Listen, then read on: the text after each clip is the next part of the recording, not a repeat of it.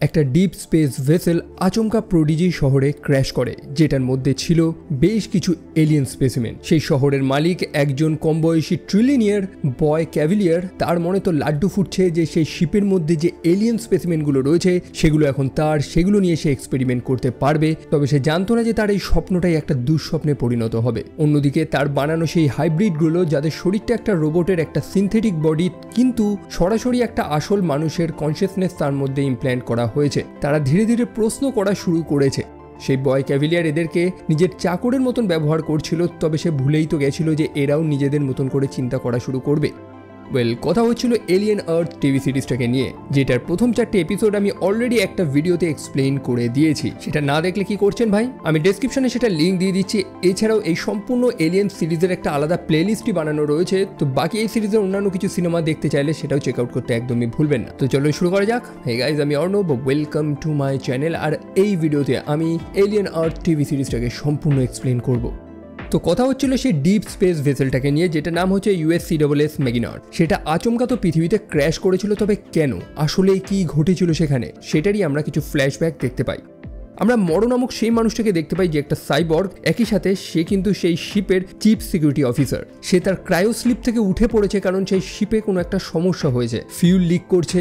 একই সাথে সেই শিপের মধ্যে যে এলিয়েন স্পেসিমেনগুলো ছিল তার মধ্যে অনেকগুলো লুজ হয়ে গেছে, পালিয়ে গেছে। ইভেন সেই শিপের যে ক্যাপ্টেন ছিল তার মুখেও আমরা দেখতে পাই একটা এলিয়েন জড়িয়ে রয়েছে, যেটাকে ফেস হাগার্স বলা হয়। এবং এরা এতটাই ডেঞ্জারাস যে সেখানকার মেডিক, যার নাম হচ্ছে রহিম, সে যখন সেই এলিয়েনটাকে কেটে তার মুখ থেকে সরানোর চেষ্টা করছিল, তখন এলিয়েনটার থেকে অ্যাসিডের মতন কিছু বেরিয়ে আসে, যেটা তার রক্ত। সেটা এতটা ভয়ানক যে সেই শিপের লোহালক্কর হাল সবকিছু গলিয়ে দিয়েছে। তো যাই হোক, সেই ক্যাপ্টেনের মুখে সেই জন্তুটা জড়িয়ে তো রয়েছে, তা সত্ত্বেও সে জীবিত রয়েছে। এখন সেই শিপের কিছু প্রোটোকল রয়েছে, নিয়ম রয়েছে, যেমনটা বলেছিলাম তাদের মেন মিশনই হচ্ছে এই এলিয়েনগুলোকে যেভাবে হোক নিরাপদে পৃথিবীতে পৌঁছে দেওয়া। মানে গোটা দুনিয়ার চোখে এটা একটা রিসার্চ মিশন, তবে আসল ব্যাপার এটা না। তো নিয়ম অনুযায়ী সেই ক্যাপ্টেনকে সেই জন্তু অবস্থাতেই তাকে ক্রায়োস্লিপে শুইয়ে দিতে হবে, মানে ওই অবস্থাতেই তাকে পৃথিবীতে নিয়ে যেতে হবে। আর সেই কারণেই যখন শিপটা ক্র্যাশ করেছিল তখন আমরা দেখেছিলাম যে সেই ক্যাপ্টেন সেই ক্রায়োস্লিপের মধ্যেই আছে, কিন্তু তার বুক চিরে যেন কিছু একটা বেরিয়েছিল। সেটাই হচ্ছে সেই এলিয়েনটা। একজন সেখানে প্রশ্ন করে যে সেই ওয়েল অ্যান্ড ইটওয়ানি কোম্পানি তারা এই এলিয়েনগুলোকে কেন চায়, মানে এত টাকা কেন খরচা করছে সেই ডিপ স্পেস থেকে সেই এলিয়েন স্পেসিমেনগুলোকে পৃথিবীতে আনার জন্য। কারণটা হচ্ছে পাওয়ার।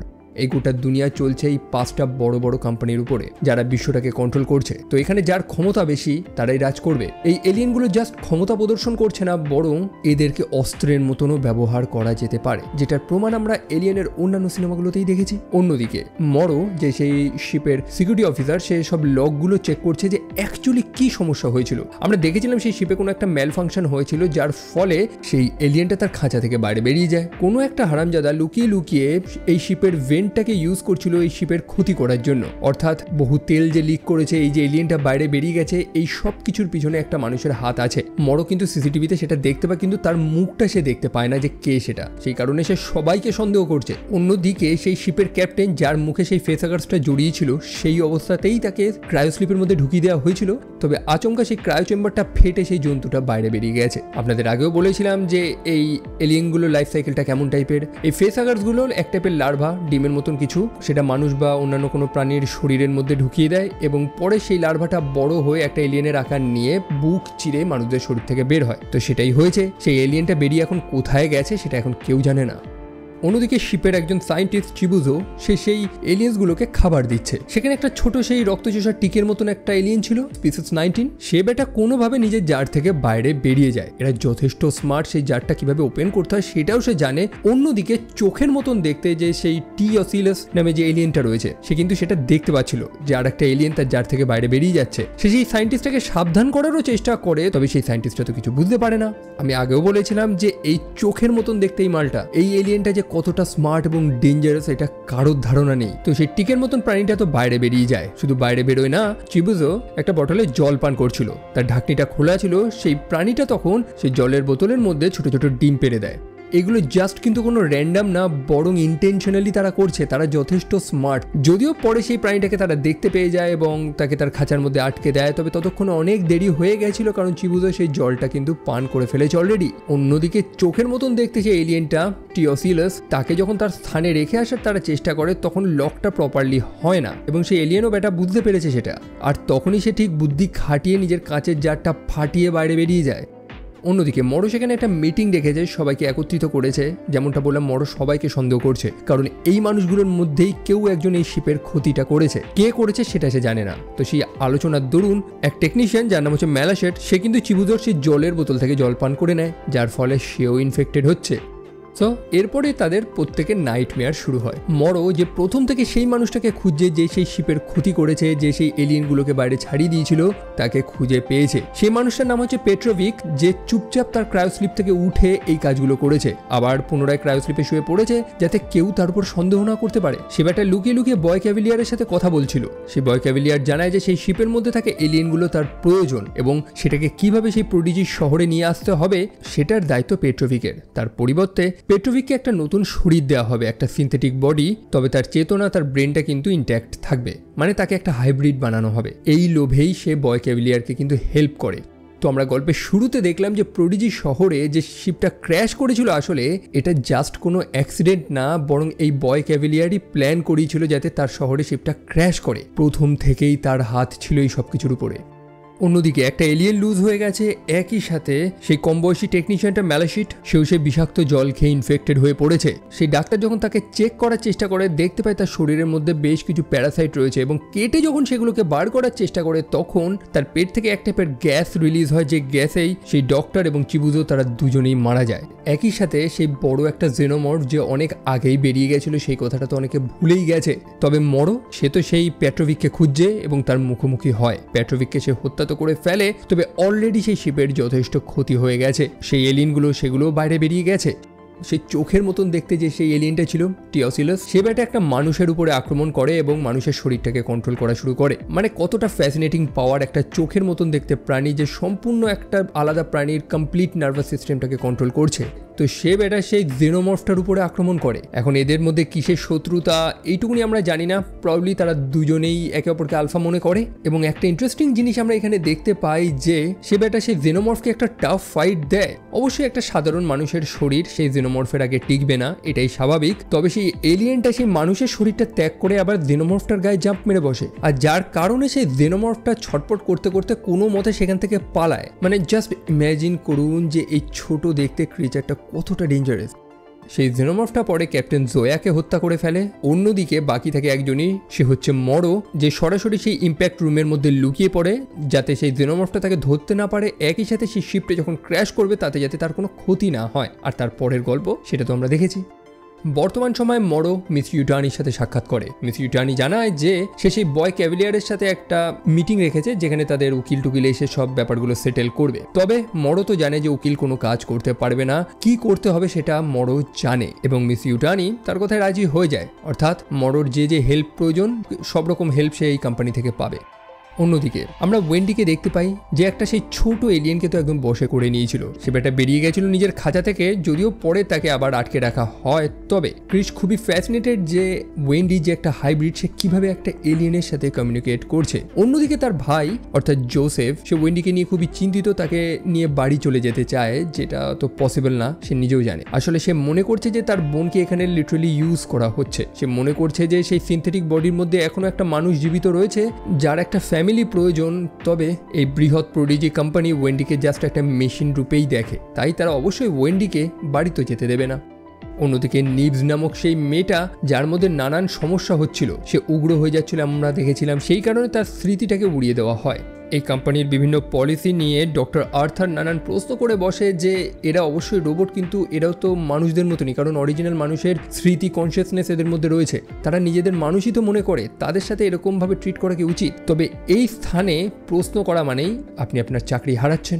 যেহেতু ডক্টর আর্থার প্রশ্ন করে বসে, সেই কারণে তাকে কাজ থেকে ছাঁটাই করে দেওয়া হয়। আজ রাতেই তাকে বাড়ি চলে যেতে হবে।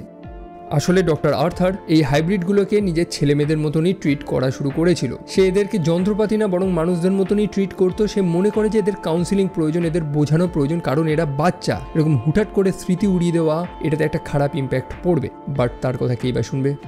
অন্যদিকে বয় ক্যাভিলিয়ার এবং মিস ইউটানির মধ্যে সেই মিটিংটা হয়। মাঝে রয়েছে একজন উকিল তাদের এই ঝামেলাটাকে সেটেল করার জন্য। এখন মিস ইউটানি গোপনে যে পৃথিবীতে কিছু এলিয়েন স্মাগেল করছিল সেই ব্যাপারে গোটা বিশ্ববাসী তো জানে না।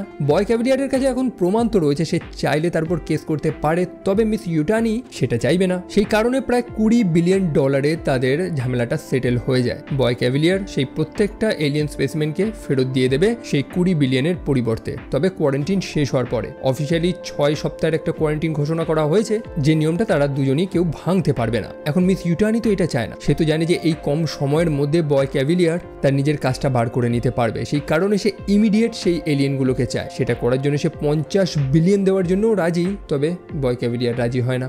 তো মোটমাট সব নেগোসিয়েশন ব্যর্থ হয়। তো তার হাতে একটাই রাস্তা রয়েছে, সেটা হচ্ছে মরোর হাতে দায়িত্ব দিয়ে দেওয়া। সে নিজের মতন প্ল্যান করে সেই ফ্যাসিলিটিতে গিয়ে এলিয়েনগুলোকে নিয়ে চলে আসবে। তো সেখান থেকে যাওয়ার সময় আমরা দেখতে পাই যে ক্রিস এবং মরোর মধ্যে বেশ কথা কাটাকাটি হয়। মানে তারা দুজন একে অপরকে থ্রেট করে যাচ্ছে। একজন সাইবর্গ, একজন সিন্থ, দুজনকে অপছন্দ করে। তো ক্রিস সে তো ফিরছে। এখন সেই ল্যাবরেটরি দেখাশোনাটা কে করবে? কারণ সেখানে যে এলিয়েন্সগুলো রয়েছে তাদেরকে খাবার টাবার দেওয়ারও তো প্রয়োজন। সেই কারণে সে টুটেলসকে দায়িত্ব দেয়। টুটেলস যে নিজেকে বড় সায়েন্টিস্ট মনে করে, সে নিজে যেই দায়িত্বটা নেয় যে কারোর প্রয়োজন নেই, সে একাই এই কাজটা করে দিতে পারবে, মানে তার সঙ্গীদের প্রয়োজন নেই তার। তো কথা মতন সে সেই ল্যাবরেটরিতে চলে যায়। সেখানে এক টাইপের স্পিসিস রয়েছে, এক টাইপের এলিয়েন, পোকার মতন উড়তে পারে। তারা কিন্তু আবার কোনো অর্গ্যানিক জিনিস খায় না, তারা খায় মিনারেল, পাথর টাথর খায়। এখন ব্যাপার হচ্ছে যে টুটেলস যখন তাকে খাবার দেওয়ার চেষ্টা করে, সেই জিনিসটা পাশের খাঁচায় বন্দি সেই চোখের মতন দেখতে এলিয়েন টিওসিলাস সে কিন্তু দেখতে পায়। যদিও সে তো এখন একটা ভেড়ার শরীর কন্ট্রোল করে রয়েছে, সে বেটা সব দিকে নজর রেখেছে। সেই খাঁচায় কিছু একটা প্রবলেম হয়, যার কারণে টুটেলস সেই খাঁচার মধ্যে ঢুকে খাবারটা দেওয়ার চেষ্টা করে সেই পোকার মতন দেখতে এলিয়েনগুলোকে। আর তখনই সেই ভেড়াটা মাথা দিয়ে কাঁচে একটা টোকা মারে, যেটাতে টুটেলস একটু ভয় পেয়ে যায় এবং ভুলবশত সে খাঁচার দরজাটা লকড হয়ে যায়। সে বেচারা ভেতরেই ফেসে গেছে। আর তখনই সেই এলিয়েন ক্রিচারটা সরাসরি টুটেলসের উপরে আক্রমণ করে এবং তার সম্পূর্ণ স্কিন জ্বালিয়ে দেয়। সে সেখানেই মারা যায়। যেমনটা বলেছিলাম যে এই এলিয়েনগুলো কোনো অর্গ্যানিক জিনিস খায় না, তারা খায় মিনারেলস, এবং টুটেলসের শরীরটা একটা সিনথেটিক বডি, কোনো অর্গ্যানিক জিনিস না, যেটাকে এই এলিয়েন্সগুলো খেতে পারবে। তবে ব্যাপার সেটা না, ব্যাপার এটাই যে সেই টিওসিলাস চোখের মতন দেখতে এই এলিয়েনটা জানে যে কি করলে কি কনসিকুয়েন্সেস হবে।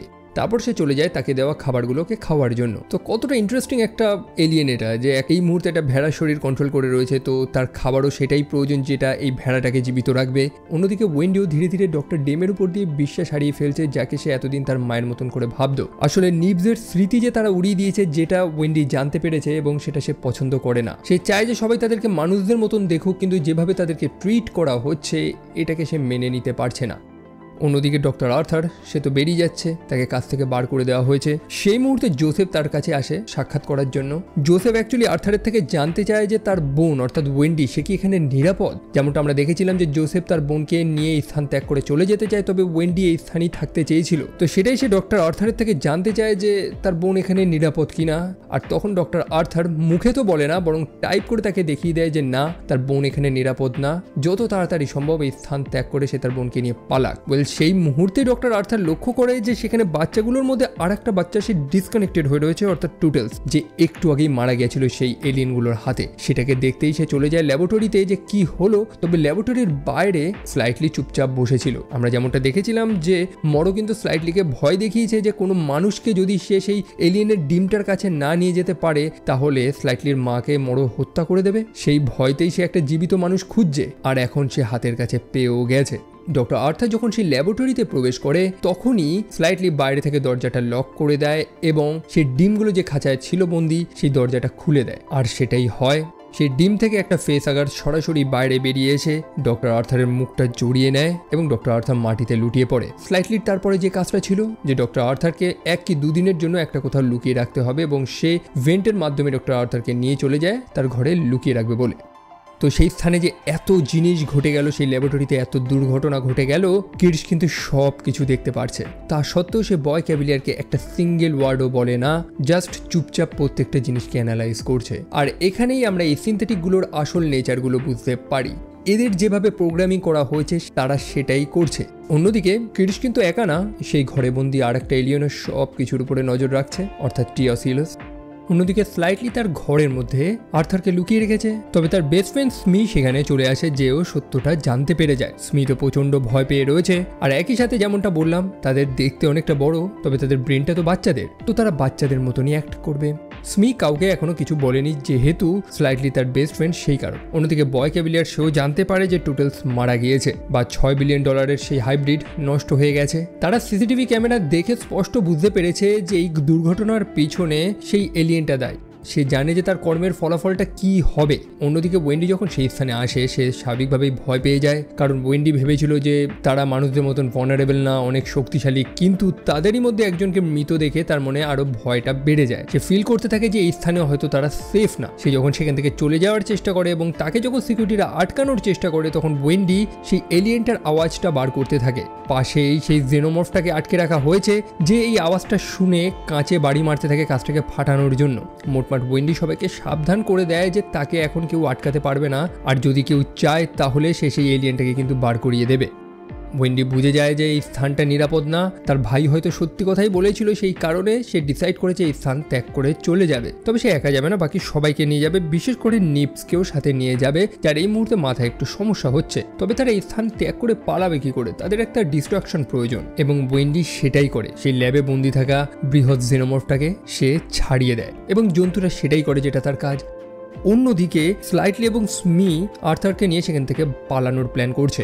মরো তাকে যে আদেশটা দিয়েছিল যে আর্থারের বডিটা স্মাগেল করে সেই আইল্যান্ডের সমুদ্রের তীরে নিয়ে যেতে হবে, যেখান থেকে মরো সবকিছু বুঝে নেবে, তো সে সেটাই করছে। তবে কির্শের হাতে ধরা পড়ে যায়, কিন্তু কির্শ সে কিন্তু তাদের আটকায় না, বরং তাদের সঠিক রাস্তাটা বলে দেয় যে কোন রাস্তাটা ধরে তাদেরকে সেই সমুদ্রের বিচে যেতে হবে। তো তারা ফাইনালি সেই ফ্যাসিলিটির বাইরে তো বেরিয়েছে। অন্যদিকে মরো যেমনটা বলেছিল যে কিছু সময় পরেই সেই ডক্টর আর্থারের হুঁশ চলে আসবে, সেটাই হয়েছে। তার মুখে যে জন্তুটা জড়িয়েছিল সেও আর নেই। তো স্লাইটলি সেই সব কথা শুনেছে যেগুলো মরো তাকে বলেছিল। সে ভেবেছিল যে হয়তো ডক্টর আর্থার এবার ঠিক হয়ে গেছে, তবে সেটা তো না। অলরেডি সেই জন্তুটা তার পেটে ডিম পেড়ে দিয়েছে, এবং এখন সেটা বুক চিরে বেরোবে, আর সেটাই হয়। ডক্টর আর্থারের বুকে চরম যন্ত্রণা শুরু হয়েছে, এবং সাডেনলি একটা চেস্ট বাস্টার তার বুক চিরে বাইরে বেরিয়ে চলে যায়। পরে মরোর সাথে সাক্ষাৎ হয় তার, যে সম্পূর্ণ ফোর্স নিয়ে সেই বিচেই অপেক্ষা করছিল। তবে সেই দুঃসংবাদটা জানতে পারে সেই এলিয়েনটা যেটা আর্থারের বুক চিরে বেরিয়েছে সে তো পালিয়ে গেছে। এখন কোথায় গেছে কেউ জানে না, সেটারে খুঁজতে হবে। অন্যদিকে স্লাইটলি ভাবছে সে হয়তো সঠিকভাবে কাজ করে দিতে পারেনি, সেই এলিয়েনটা পালিয়ে গেছে, ছোট সেই চেস্ট বাস্টারটা, যার কারণে মরো হয়তো রাগ করেছে। সে মরোকে জিজ্ঞেস করতে থাকে যে তার মা ঠিকঠাক আছে নাকি, কারণ আফটার অল স্লাইটলি তার নিজের মায়ের জন্যই তো এই এত কিছু করছে। তবে মরো তাকে কোনো উত্তর দেয় না, যদিও পরে সে এবং তার সম্পূর্ণ টিম সেই আইল্যান্ড সিকিউরিটির হাতে ধরা পড়ে যায়, যাদেরকে লিড করছিল কির্শ। একই সাথে সেই ছোট এলিয়েন ক্রিচারটা যে ডক্টর আর্থারের বুক চিরে বেরিয়েছিল সেও ধরা পড়ে গেছে। অন্যদিকে বয় ক্যাভিলিয়ার সেই আই মনস্টারটার মুখোমুখি হয়, সেই ভেড়াটার। এখন এই ভেড়াটা তো যথেষ্ট অ্যাটেনশন অর্জন করে নিয়েছে, সে কতটা স্মার্ট এটা তো আমরা বুঝে গেছি। বয় ক্যাভিলিয়ার সেটারই পরীক্ষা নেওয়ার চেষ্টা করছে। সে তার হাতে পাইয়ের 3টে ডিজিট লিখেছে, এবং পরের 3টে ডিজিট সেই ভেড়াটাকে বলতে বলে। সেই ভেড়াটা প্রথম ডিজিটটা বলে দেয়, অর্থাৎ 1, পরের ডিজিটটা বলে দেয়, অর্থাৎ 5। সে নিচে তার পা ঠুকে ঠুকে অ্যান্সারটা দিচ্ছে। তবে ফাইনাল ডিজিটটা যখন ক্যাভিলিয়ার তাকে জিজ্ঞেস করে, সে তখন পটি করে দেয়, এবং ক্যাভিলিয়ারের দিকে তাকে চেঁচানো শুরু করে। কথাটার অর্থ এটাই যে সে বোঝানোর চেষ্টা করছে যে সে তার চাকর না, সে তার স্মার্টনেস প্রমাণ করে দিয়েছে। সে পাইয়ের 2টো ডিজিট অলরেডি তাকে বলে দিয়েছে। ক্যাভিলিয়ার সেই জিনিসটা দেখে জাস্ট অবাক হয়ে যায় যে কতটা স্মার্ট এই প্রাণীটা। সে জাস্ট সেই প্রাণীটার সাথে কথা বলতে চায়, এবং কথা বলানোর জন্য একটা হিউম্যান হোস্ট প্রয়োজন, যার মাধ্যমে সে এই এলিয়েনটার সাথে কথা বলবে।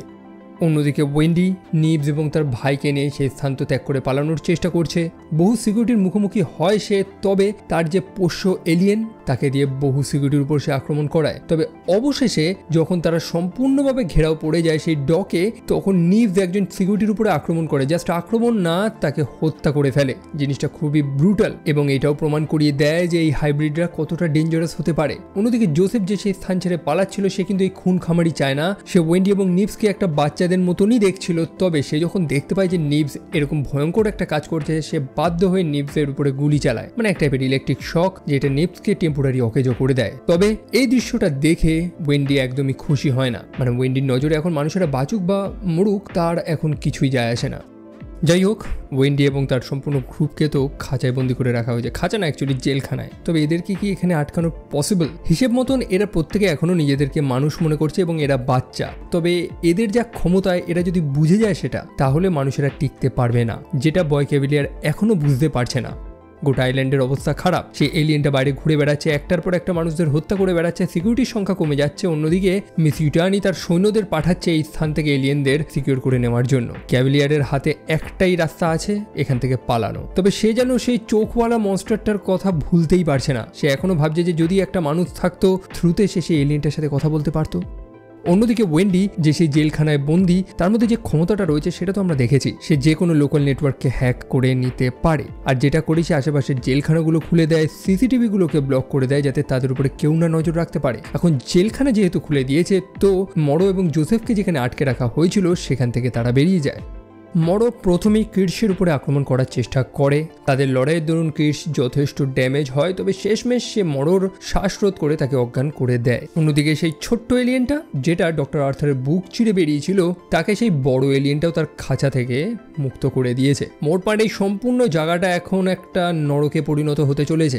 বয় ক্যাভিলিয়ার, যার বরাবরই একটা মাথার সমস্যা রয়েছে, ADHD, কিডস তাকে আগেও সাবধান করেছে যে হুটহাট করে কোনো পদক্ষেপ ডিসিশন নিতে না, তবে সে কারোর কথা শুনছে না। সে চলে যায় সেই বাচ্চাগুলোর সামনে তাদেরকে ভয় দেখানোর জন্য। তাদেরকে তার নিজের গল্পটা শোনায় যে কিভাবে সে তার নিজের পিতাকে হত্যা করিয়েছিল। অ্যাকচুয়ালি বয় ক্যাভিলিয়ারের সাথে যে সিকিউরিটি রয়েছে, যার নাম হচ্ছে অ্যাটম, তাকে দিয়েই সে তার আসল পিতাকে হত্যা করিয়েছিল। তারপরে এই সম্পূর্ণ কোম্পানিটাকে সে টেক ওভার করে নেয়, মানে এই বৃহৎ কোম্পানির মালিক হয়ে যায় সে। তবে তার ধারণা তো নেই যে এই বাচ্চাগুলো এখন কি করতে পারে। সে ভেবেছিল এই বাচ্চাগুলোকে ভয় দেখিয়ে চাকরের মতন খাটাবে, নিজের ইচ্ছে মতন তাদেরকে ইউজ করবে। তবে ওয়েন্ডি বুঝে গেছে তার ক্যাপাবিলিটি। তারা প্রথমে ক্যাভিলিয়ারের এক সিকিউরিটিকে হত্যা করে, আর যেটা দেখে ক্যাভিলিয়ার সেখান থেকে দৌড়ে পালিয়ে যায়। সে বাচ্চাগুলোর মনে এখন মনোবল বেড়ে গেছে। তারা ভাবছে যে তারা এখন রাজ করবে, তারা যা চাইবে সেটাই হবে। সেই কারণেই স্মি গিয়ে আগে ক্রিডসের হাত পা বেঁধে দেয়, কারণ সে আর ক্রিডসের আদেশ শুনবে না। অন্যদিকে মরো, যার হুঁশ চলে এসেছে, সে স্লাইটলিকে বলতে থাকে যে সে তার মায়ের কোনো ক্ষতি করেনি। তার সত্ত্বেও স্লাইটলি তাকে নক করে দেয়, কারণ সে আর কেয়ার করে না। অন্যদিকে অ্যাটম জোসেফকে একটা ঘরে নিয়ে যায়, এটা বলে যে তার বোন নাকি তার জন্য অপেক্ষা করছে। তবে সেই ঘরের মধ্যে সেই ভেড়াটাকে ছাড়া ছিল। অ্যাটম যখন দরজাটা বন্ধ করে দেয়, তখনই সেই ভেড়াটা থেকে সেই প্যারাসাইটটা আলাদা হয়ে যায়, অর্থাৎ সেই আই এলিয়েনটা, যে বেরিয়ে জোসেফের উপরে আক্রমণ করা শুরু করে। তবে ফরচুনেটলি সময় মতন ওয়েন্ডি সেখানে চলে আসে, তার ভাইকে বাঁচিয়ে দেয়। তবে অ্যাটম তখন ওয়েন্ডির উপরে আক্রমণ করে। অ্যাটম একটা সিন্থ, তবে সে ওয়েন্ডির কোনো ক্ষতি করতে পারে না, কারণ ওয়েন্ডি তার সিস্টেমটাকে হ্যাক করে নিয়েছে। অ্যাটম সব কিছু দেখতে তো পারছে, তবে তার হাত পা কিছুই নড়ছে না। ওয়েন্ডি তারপর তার ভাইকে নিয়ে সেখান থেকে চলে যায়। তাদের দুজনের মধ্যে একটু আর্গুমেন্টও হয় যে জোসেফ কেন নিবসের উপরে গুলি চালালো, মানে ইলেকট্রিক শক মারলো। এখন জোসেফ যেটা করেছে সেটা তো মানুষত্ব, কিন্তু ওয়েন্ডি যে এখনো ভেতর থেকে বাচ্চা এবং আশেপাশের মানুষেরা তাকে রিয়েলাইজ করিয়েছে যে সে তো মানুষ না, তো সে বুঝতে পারছে না যে তার আসল পরিচয়টা কি, সে মানুষ নাকি রোবট নাকি সম্পূর্ণ ভিন্ন কিছু। হয়তো মানুষদের উপর দিয়ে তার আশা ভরসা চলে গেছে, সে হয়তো আর মানুষদের ভালোবাসেই না, তবে শুধুমাত্র তার ভাইয়ের জন্য তার একটা সফট স্পট রয়েছে। অন্যদিকে বয় ক্যাভিলিয়ার চুপচাপ সেখান থেকে পালানোর চেষ্টা করছে শিপ নিয়ে। তবে ওয়েন্ডি এবং তার পোষা এলিয়েনের কাছে সে ধরা পড়ে যায়। ক্যাভিলিয়ারের কিছু সিকিউরিটি তো আসে, তবে সেই বৃহৎ জেনোমর্ফের আগে তারা টিকতে পারে না। সবচেয়ে মজার ব্যাপার হচ্ছে ক্যাভিলিয়ারের মনে একদমই ভয় নেই এরকম সিচুয়েশনেও, তার মুখে হাসি, যেটা প্রমাণ করিয়ে দেয় যে ক্ষমতা, টাকার লোভ তাকে কতটা অন্ধ করে দিয়েছে, তার ভেতর থেকে ভয়টাও চলে গেছে। অন্যদিকে সেই ল্যাবরেটরি এবং সেই ফ্যাসিলিটিতে এক ভয়ঙ্কর কাণ্ড শুরু হয়েছে, কারণ প্রত্যেকটা এলিয়েন তো বেরিয়ে গেছে। সেই গাছ, সেই ফনার মতন দেখতে এক টাইপের এলিয়েন, যাকে দেখতে পাই কি নৃশংসভাবে একটা মানুষকে হত্যা করে। অন্যদিকে চোখের মতন সেই মনস্টারটা যে মৃত আর্থারের শরীরটাকে কন্ট্রোল করা শুরু করে, মানে তার জাস্ট একটা শরীর প্রয়োজন, সেটা জীবিত বা মৃত ম্যাটার হয়তো করে না।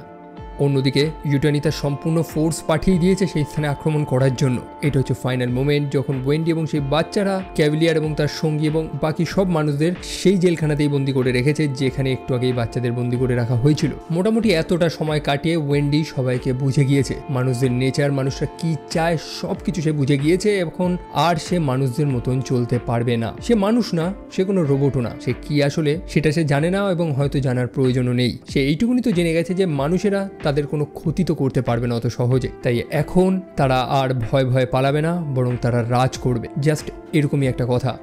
আমরা দেখতে পাই পাশেই সেই দুটো জেনোমর্ফ রয়েছে যে ওয়েন্ডির আদেশের অপেক্ষায় রয়েছে। বয় ক্যাভিলিয়ার ওয়েন্ডির এই কথাটা শুনে আবারও হাসতে শুরু করে এবং সে কেন হাসছে তার উত্তরটা আমরা অনেক আগে পেয়েছিলাম। বয় ক্যাভিলিয়ার নিজেকে প্রচন্ড স্মার্ট মনে করত, সেই কারণে বেশি একটা মানুষের সাথে কথা সে বলতো না, অন্যান্য মানুষদের থেকে উপদেশও সে নিত না, যেটা তার মাথায় আসতো সেটাকেই সে ঠিকই মনে করতো। তার খুব শখ ছিল যে পাহাড়ের চূড়ায় উঠে সে এমন এক মানুষের সাথে ডিবেট করবে যে তাকে তর্কে হারিয়ে দেবে, তবেই সে একটা শান্তি, একটা স্যাটিসফ্যাকশন লাভ করবে। এবং আজকে সেই দিন তাকে একদম টপে একটা জায়গায় বেঁধে বসিয়ে রাখা হয়েছে এবং সে দেখতে পায় যে তারই আবিষ্কার। ওয়েন্ডিকে সে বরাবরই সব থেকে ফেভারিট মনে করে, ইভেন ওয়েন্ডিকেই সে সব থেকে বেশি ভালোবাসে বাকি বাচ্চাগুলোর থেকে। তো সে যখন দেখছে যে তার আবিষ্কাররা নিজেদের মতন করে ডিসাইড করা শিখে গেছে, তার আবিষ্কাররা এখন রাজ করবে এই গোটা দুনিয়াতে, সেটা এখন তার কাছে গর্বের ব্যাপার। এতে ম্যাটার করে না যে সম্পূর্ণ মানবজাতি যে ডুমড হতে চলেছে, বাট সে হ্যাপি। অন্যদিকে ডক্টর ডেমের মুখেও আমরা একটা ভয় লক্ষ্য করতে পারি, কারণ সে ভেবেছিল যে এই বাচ্চাগুলোর প্রপার কাউন্সিলিং না হলে একটা খারাপ কিছুই হবে এবং সেটাই হয়েছে। তো কি হবে এরপরে? ওয়েল, এটা আমরা জানতে পারবো এলিয়েন আর্থের দ্বিতীয় সিজনে। প্রথম সিজনের স্টোরি আপাতত এইটুকুই, জানি একটা বড় ক্লিফ হ্যাঙ্গার দিয়ে ছেড়ে দিয়েছে, তবে কি বা করার আছে, অপেক্ষা করতে হবে, তাই অপেক্ষা করি। এবং যবে আসবে অবশ্যই আমার চ্যানেলে সেটার ভিডিও তো পাবেনই। তবে আপনাদের কেমন লেগেছে এই সম্পূর্ণ সিরিজটা কমেন্টে লিখতে একদমই ভুলবেন না। আমি ব্যক্তিগতভাবে খুবই এনজয় করেছি। এই এলিয়েন সিরিজটা আমার কতটা পছন্দ সেটা নতুন করে বোঝানোর প্রয়োজন নেই। একই সাথে আমি খুবই এক্সাইটেড যে সেই চোখের মতন এলিয়েনটা টিওসিলাস সে ব্যাটা এবার কি করবে সেটা জানার অপেক্ষায় আমি রয়েছি। তো এই ছিল ভিডিও। আপনাদের ওপিনিয়নসগুলো কমেন্ট সেকশনে লিখবেন। ভালো লাগলে ভিডিওটা লাইক করতে পারেন, চাইলে চ্যানেলটা সাবস্ক্রাইব করতে পারেন। এবং ভিডিওটা আমি আপাতত এইটুকুনি রাখছি। দেখা হচ্ছে আপনাদের সাথে পরের আর একটা ভিডিওতে। টিল দেন ভালো থাকবেন, সাবধানে থাকবেন। Take care and by.